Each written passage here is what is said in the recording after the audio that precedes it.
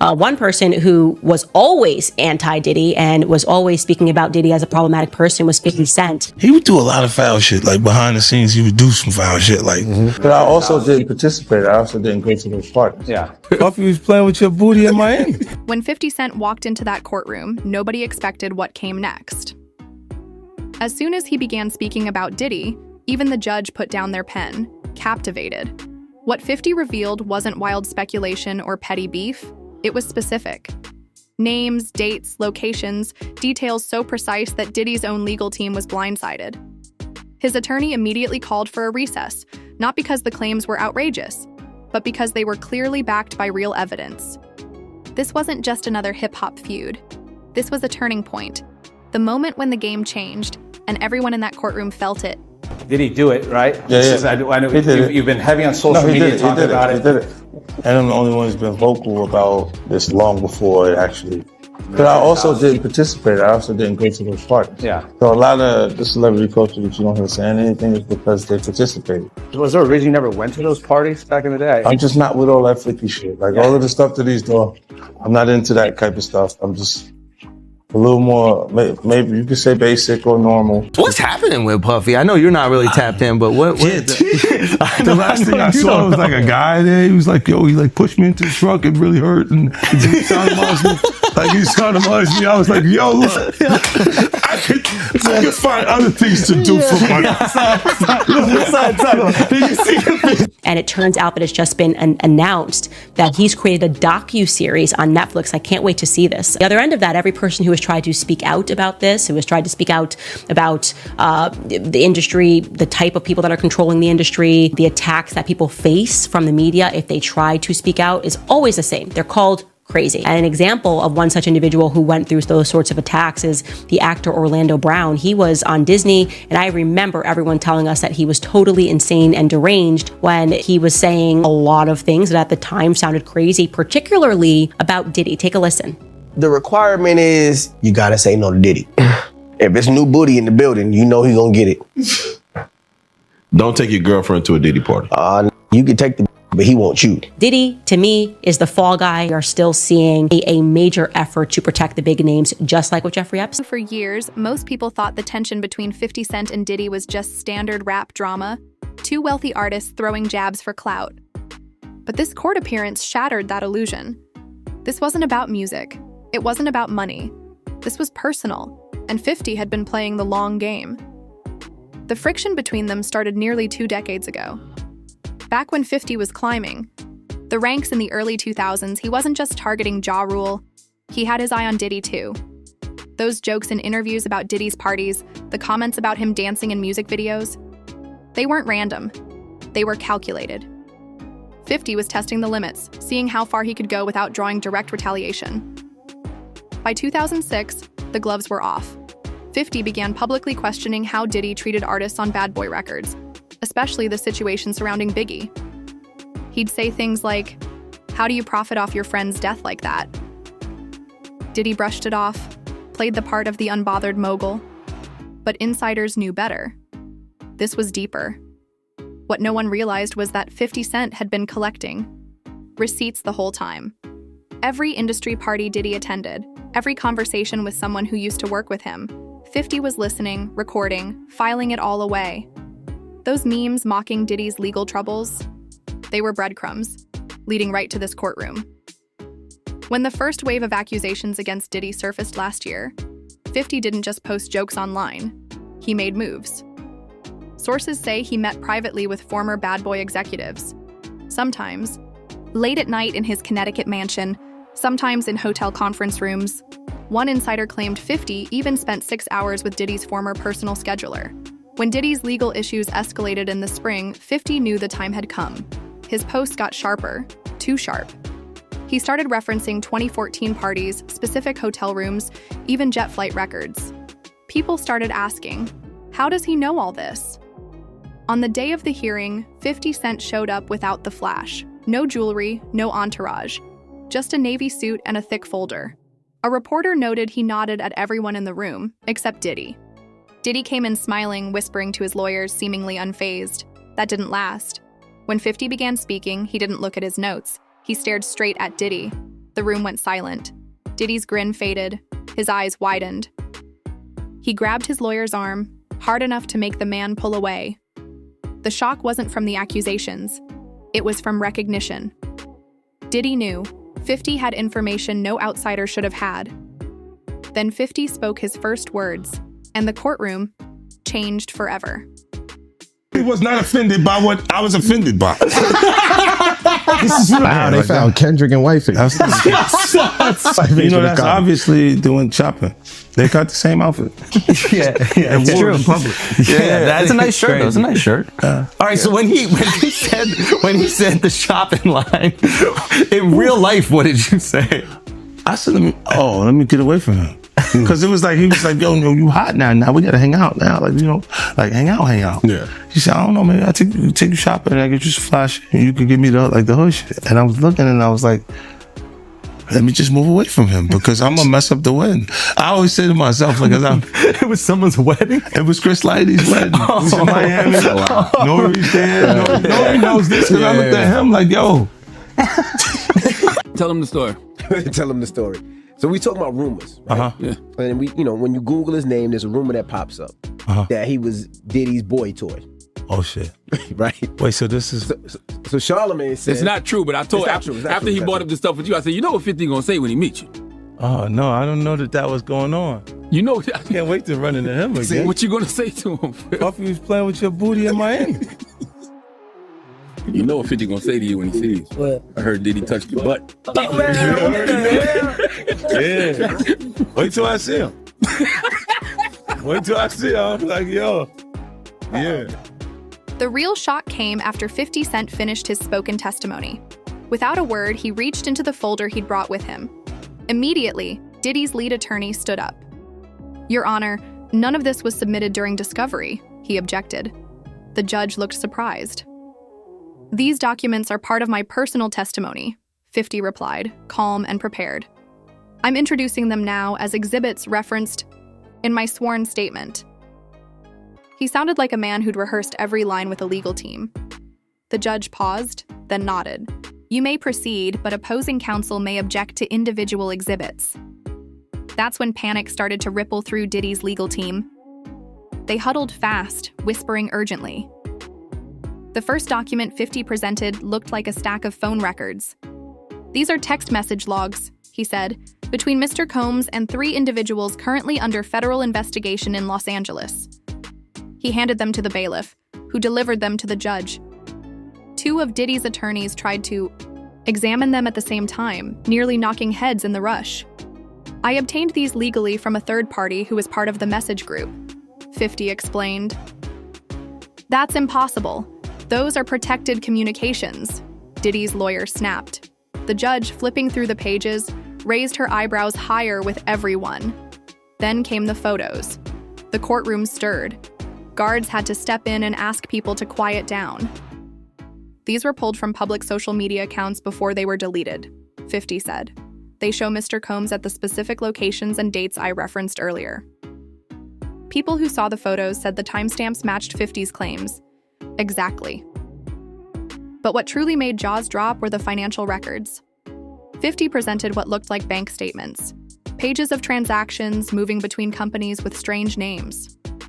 This entity here, Starlight Ventures LLC, he said, pointing, moved $2.3 million to an offshore account in the Cayman Islands, the same day as the party I mentioned earlier. The judge leaned forward. Mr. Jackson, did you have these reviewed professionally? Yes, Your Honor. Forensic accountants went through every page, 50 answered. That's when Diddy's lawyer stood and requested a recess. We need time to review this material.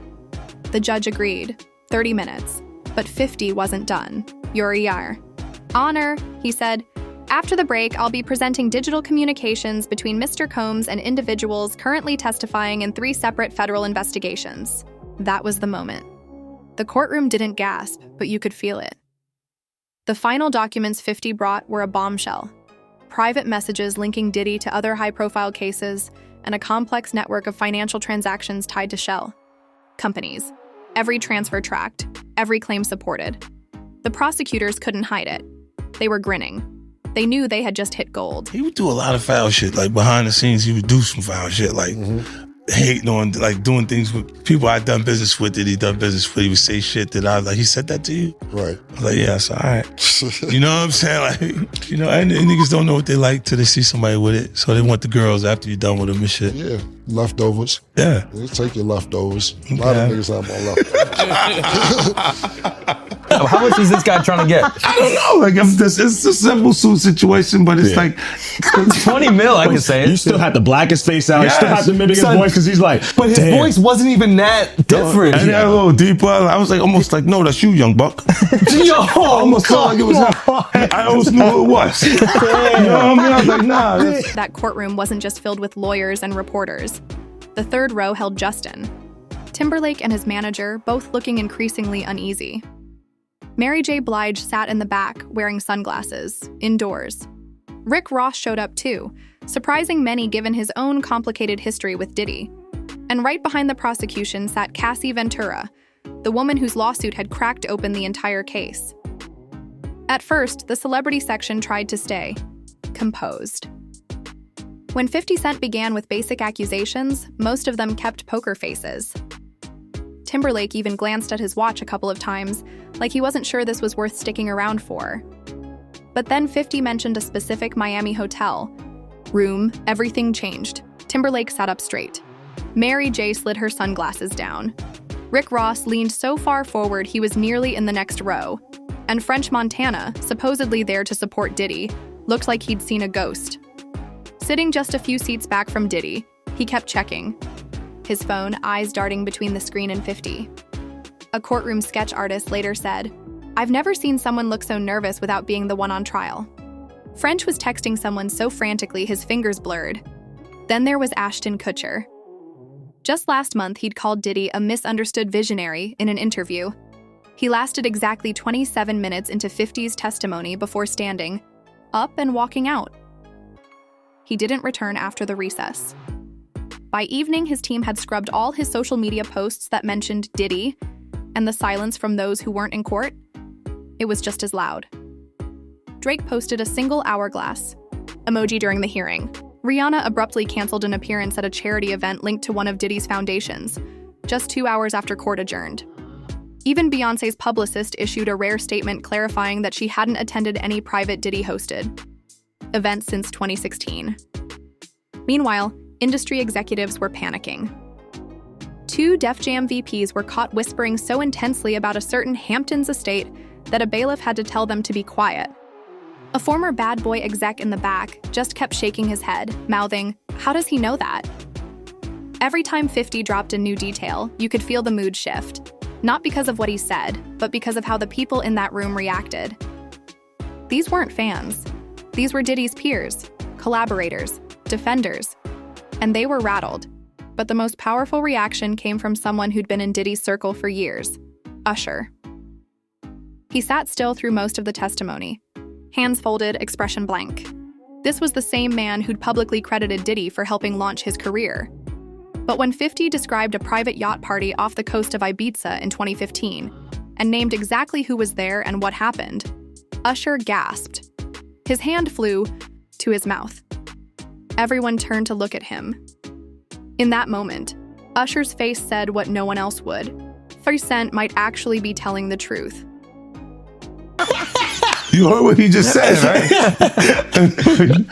He's like, yo, certain things they let it go by because it's Puff. Like they would look, like he would say stuff, and it's like he wasn't like in the closet, he was like in the hallway. Now you see so much shit that you go, wait. No, this was visible, guys. He was in the hallway. We saw the video. Yeah, we saw that video. It comes out later. You're like, that's not the closet. That's the hallway. He didn't give a fuck. Like, you could tell that he was already... Nah, New Yorkers know. Because when Fab, he was like, yo, Fab, we ain't party. Fab was like, nah, we partying tonight. He's like, no, like, but he didn't party. Yeah. And I'm like, yo, they let that one go? Like, I had to say something about it later because I was like, oh, it was... What, like all these years, you been the only one calling this out? I look like I've been the crazy guy for a long time. They say you're a hater. They say you're crazy. You do this. Yeah, and now everybody's complaining. My ass is hurting. There's all this shit that's coming. 50, you can't make jokes about it. No. The internet might come for you, bro. All I'm saying it might come from you. You see it now. All of these complaints. People were damned. They were and pillaged. This was what was going on, right? And what do I get for I went through years of a hater. You're a hater. You want this and that. I'm just watching. Like I look at things and go, when you see the new lawsuit coming with Jay, the part with Jay, I go, oh shoot, like.